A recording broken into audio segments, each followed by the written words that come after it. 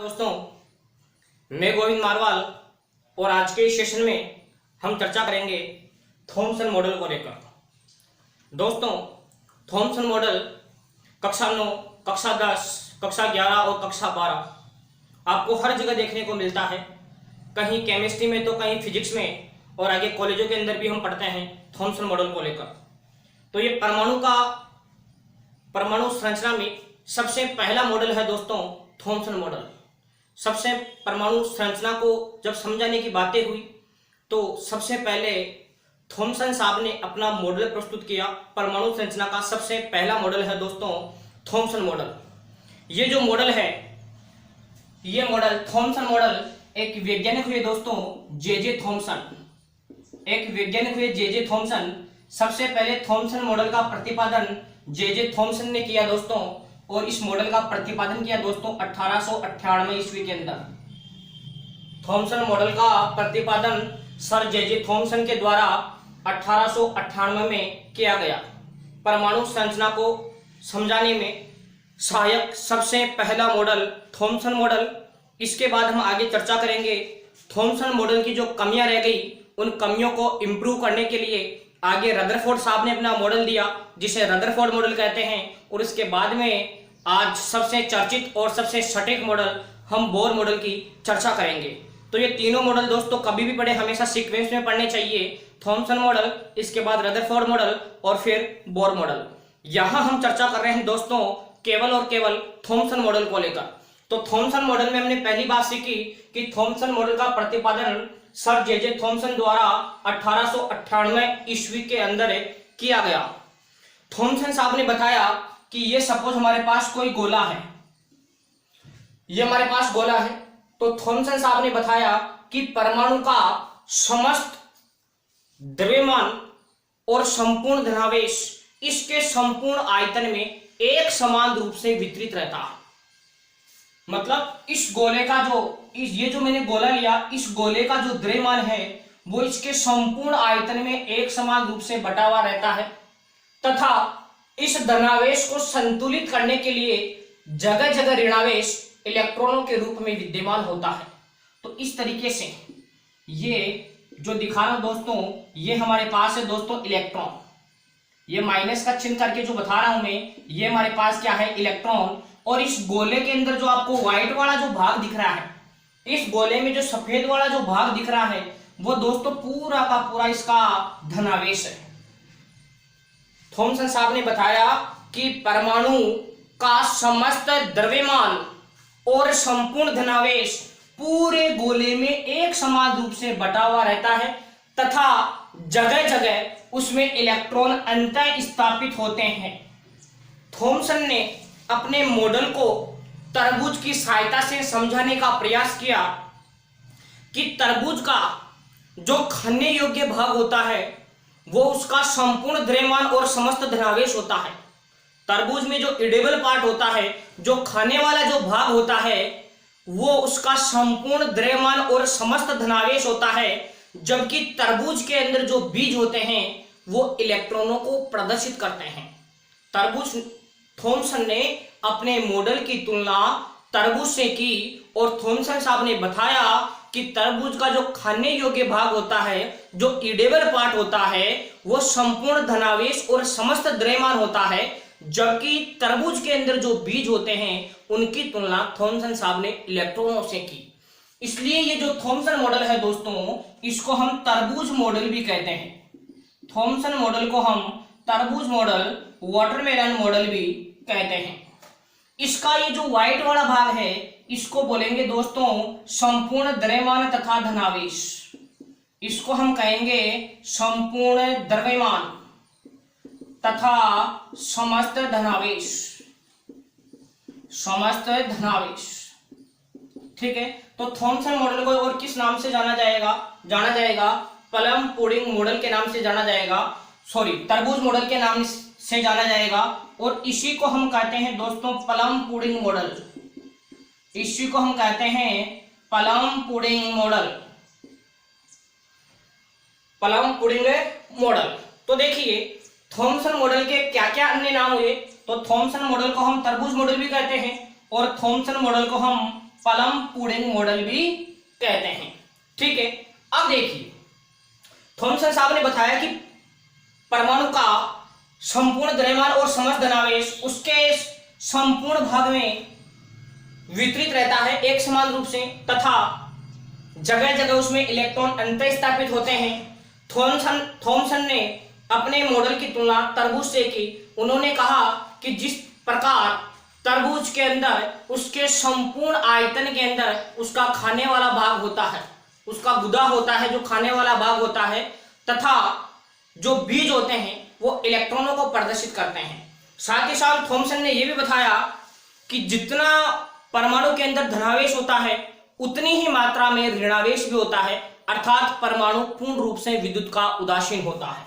अगर हम बात करें तो थॉमसन साहब ने यह भी कहा कि परमाणु में संपूर्ण आयतन में जितना धनावेश वितरित होता है उतनी ही मात्रा में ऋणावेशित इलेक्ट्रॉन उसके अंदर अंतःस्थापित होते हैं। तो कुल मिलाकर परमाणु जो है वो विद्युत का कैसा होता है दोस्तों, उदासीन होता है।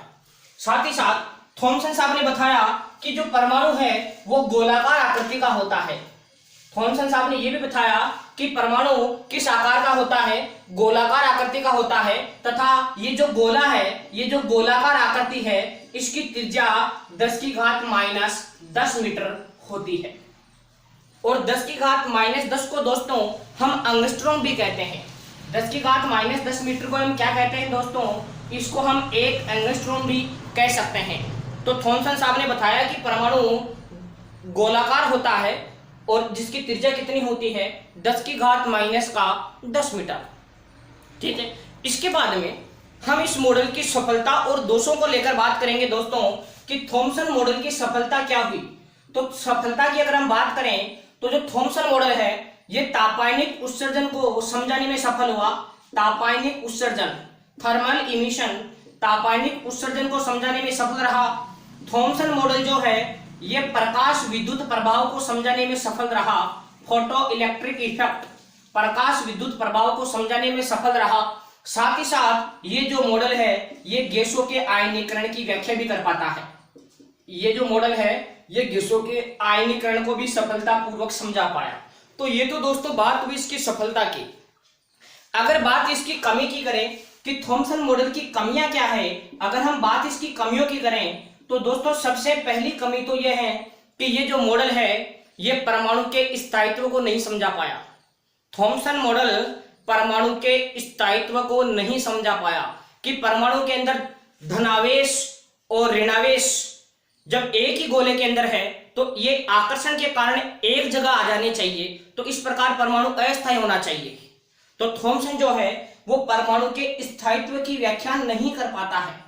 थॉमसन मॉडल परमाणु के स्थायित्व की व्याख्या नहीं कर पाता है, परमाणु के स्थायित्व को नहीं समझा पाया दोस्तों। दूसरी अगर हम इसकी कमी की बात करें तो थॉमसन साहब ने यह कहा कि परमाणु का संपूर्ण जो द्रव्यमान है वो उसके पूरे आयतन में एक समान रूप से वितरित रहता है, जो कि गलत है। क्योंकि आगे जब हम रदरफोर्ड मॉडल की चर्चा करेंगे तो हम पढ़ेंगे दोस्तों कि परमाणु का संपूर्ण द्रव्यमान तो परमाणु के पूरे भाग में एक समान रूप से वितरित ना रहकर परमाणु के मध्य एक सूक्ष्म स्थान में केंद्रित रहता है, जिसे हम नाभिक कहते हैं। जिसे हम क्या कहते हैं दोस्तों, नाभिक। तो दूसरा ये भी है कि थॉमसन के अनुसार, दूसरी कमी आप क्या लिखेंगे कि थॉमसन के अनुसार संपूर्ण द्रव्यमान पूरे आयतन में, गोले के संपूर्ण आयतन में एक समान रूप से वितरित रहता है, जो कि तथ्यात्मक नहीं है, जो कि प्रैक्टिकली गलत है। परमाणु का संपूर्ण द्रव्यमान तो परमाणु के मध्य एक सूक्ष्म स्थान में केंद्रित रहता है, जिसे हम परमाणु का नाभिक कहते हैं। दूसरी कमी हो गई दोस्तों कि द्रव्यमान संपूर्ण आयतन में एक समान रूप से वितरित ना रहकर परमाणु के मध्य एक सूक्ष्म स्थान में वितरित रहता है। यह दूसरी कमी थॉमसन मॉडल की।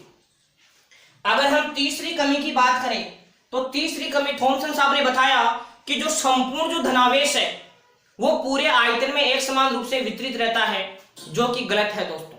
परमाणु का संपूर्ण द्रव्यमान भी परमाणु के मध्य एक सूक्ष्म स्थान में केंद्रित रहता है। थॉमसन के अनुसार तो परमाणु का समस्त द्रव्यमान संपूर्ण आयतन में वितरित रहता है, जो कि गलत है। परमाणु का संपूर्ण द्रव्यमान तो परमाणु के मध्य एक सूक्ष्म स्थान पर केंद्रित रहता है। तो कितनी कमियां पड़ी दोस्तों हमने थॉमसन मॉडल की?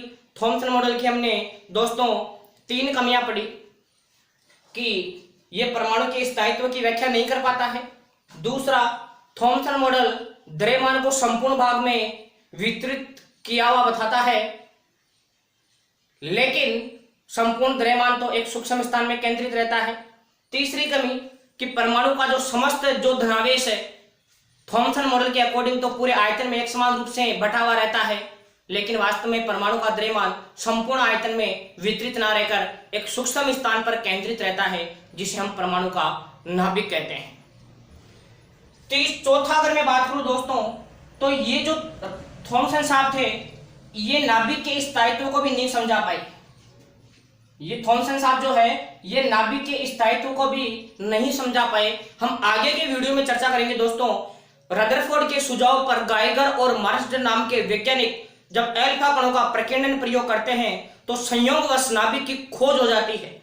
थॉमसन साहब को भी नाभिक के बारे में पता नहीं था, तो ये जो थॉमसन साहब है ये नाभिक के स्थायित्व को भी नहीं समझा पाए। तो दोस्तों एक बार मैं वापस रिपीट करता हूं, थॉमसन मॉडल है क्या? आप आसानी से इसके नोट तैयार कर सकते हैं। सबसे पहले बात करें थॉमसन मॉडल, तो थॉमसन मॉडल में आप लिखेंगे परमाणु संरचना को समझाने के लिए दिया गया सर्वप्रथम मॉडल। ठीक है। दूसरा पॉइंट आप इसके अंदर नोट करेंगे कि थॉमसन साहब ने बताया कि किसी परमाणु के अंदर, किसी परमाणु में संपूर्ण द्रव्यमान और समस्त धनावेश उसके संपूर्ण आयतन में वितरित रहता है तथा जगह जगह ऋणावेश के रूप में इलेक्ट्रॉन अंतःस्थापित होते हैं। थॉमसन ने अपने मॉडल की तुलना तरबूज से की कि जिस प्रकार तरबूज का जो खाने वाला भाग होता है वो धनावेश और संपूर्ण द्रव्यमान होता है, जबकि तरबूज के अंदर जो बीज होते हैं वो इलेक्ट्रॉन होते हैं। इस कारण थॉमसन मॉडल को हम तरबूज मॉडल के नाम से भी जाना जाता है। थॉमसन मॉडल को ही हम पलाम पुडिंग मॉडल भी कहते हैं दोस्तों।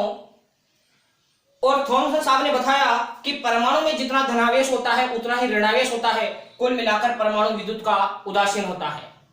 साथ ही साथ थॉमसन साहब ने कहा कि जो परमाणु होता है वो गोलाकार होता है और उस परमाणु की त्रिज्या लगभग 10⁻⁻10 मीटर होती है। अगर थॉमसन मॉडल की सफलता की अगर बात करें तो तापायनिक उत्सर्जन को समझा पाया थॉमसन मॉडल, प्रकाश विद्युत प्रभाव की व्याख्या कर पाया थॉमसन मॉडल और गैसों के आयनीकरण की सफलतापूर्वक व्याख्या कर पाया थॉमसन मॉडल। तो ये तो बात हुई दोस्तों सफलता की। अगर बात कमियों की करें तो पहली कमी यह है कि थॉमसन मॉडल परमाणु के स्थायित्व की व्याख्या नहीं कर पाया। थॉमसन मॉडल परमाणु के स्थायित्व की व्याख्या नहीं कर पाया। दूसरी अगर हम कमी की बात करें तो थॉमसन साहब ने बताया कि संपूर्ण द्रव्यमान पूरे आयतन में, गोले के पूरे आयतन में एक समान रूप से वितरित रहता है, जो कि तर्कसंगत नहीं है। परमाणु का संपूर्ण द्रव्यमान तो एक सूक्ष्म स्थान पर केंद्रित रहता है। तीसरी अगर हम कमी की बात करें तो तीसरी कमी आप धनावेश को लेकर बताएंगे कि थॉमसन मॉडल के अनुसार तो संपूर्ण धनावेश गोले के संपूर्ण आयतन में एक समान रूप से वितरित रहता है, जबकि आगे हम रदरफोर्ड मॉडल के अकॉर्डिंग देखते हैं तो पता चलता है कि परमाणु का जो धनावेश है वो भी एक सूक्ष्म स्थान पर केंद्रित रहता है, परमाणु के मध्य भाग में, जिसे हम नाभिक कहते हैं। और चौथी अगर हम कमी की बात करें तो हम बोल देंगे कि जो थॉमसन मॉडल है ये नाभिक के स्थायित्व की व्याख्या नहीं कर पाया, क्योंकि उस टाइम पर नाभिक की खोज ही नहीं हुई थी। आगे रदरफोर्ड मॉडल का जब प्रयोग किए गए थे रदरफोर्ड मॉडल को लेकर, उस टाइम पर नाभिक की खोज हुई थी। तो ये जो मॉडल है ये नाभिक की स्टेबिलिटी के बारे में भी नहीं बताता है। तो दोस्तों इस प्रकार हमने चर्चा की थॉमसन मॉडल को लेकर कि थॉमसन मॉडल है क्या इसकी सफलताएं हैं और क्या इसकी कमियां हैं। आई होप कि आपको थॉमसन मॉडल अच्छे से क्लियर हुआ होगा। आप चैनल को ज़्यादा से ज़्यादा सब्सक्राइब कीजिए, इस वीडियो को अपने दोस्तों के पास शेयर कीजिए। फिर मिलते हैं एक नए वीडियो के साथ। Thank you. जय हिंद।